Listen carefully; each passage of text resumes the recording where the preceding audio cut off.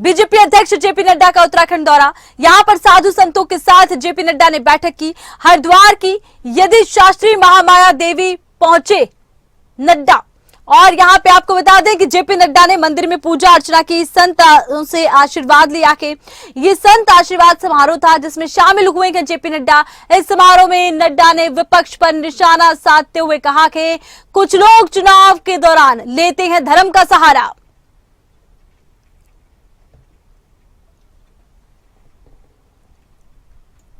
आज जब यहाँ आए तो महामंडलेश्वर अवधेशानंद जी महाराज द्वारा पूजा की गई।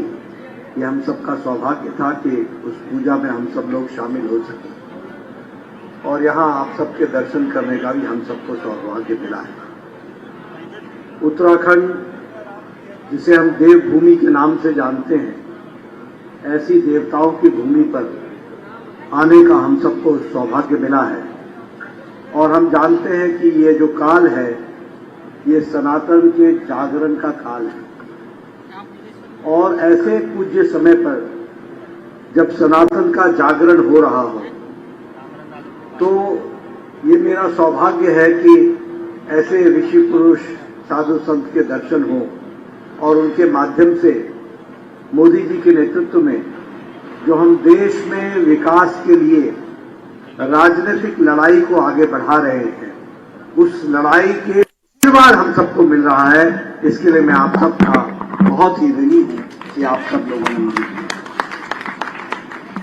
प्रधानमंत्री मोदी जी ने बड़े स्पष्ट शब्दों में कहा है कि यह जो अभी का दौर है ये भारत का दौर है और इसीलिए लाल किले के प्राचीन से भी उन्होंने कहा यही समय है और सही समय है। तो वो जो सही समय है ये भारत के गौरव का और भारत का दौर है, ऐसा हम मानते हैं। पिछले 10 देश में बदलाव का दौर कि एक ऐसा दौर आया जब भारत पिछड़ता हुआ दिखा, इसकी आध्यात्मिक शक्ति क्षीण होती हुई दिखी और नेतृत्व का बल कभी भी सात्विक शक्तियों को नहीं मिला।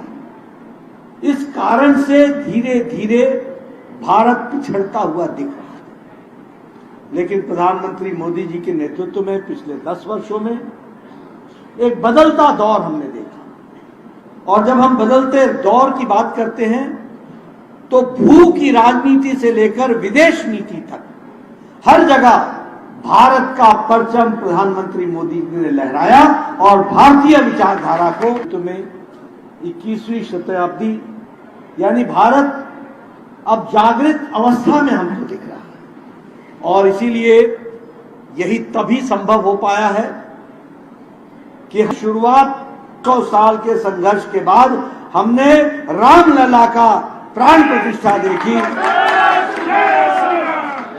और रामलला एक दौर ये भी था जब पश्चात प्राण प्रतिष्ठा, ये बदलता दौर हम लोगों ने देखा है और इसीलिए हम कह सकते हैं कि यह जो दौर है काशी तमिल संगम भी देखा। काशी कितनी दूर की सोच। हम जानते हैं बाबा विश्वनाथ के दर्शन के लिए लाखों यजमान, लाखों उनके अनुयायी दक्षिण से बाबा विश्वनाथ के दर्शन के लिए काशी में अनादिकाल से आ रहे थे, अनादिकाल से।